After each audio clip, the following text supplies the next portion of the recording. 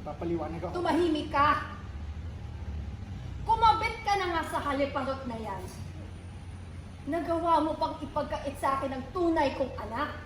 Demonyo ka, walang yaka. Ang kapal ng mukha mo! Alam mo, wala ka rin kwentang ama eh. Anak mo rin si Raya, di ba? Hindi mo ba alam kung anong ginagawa nitong babae ito?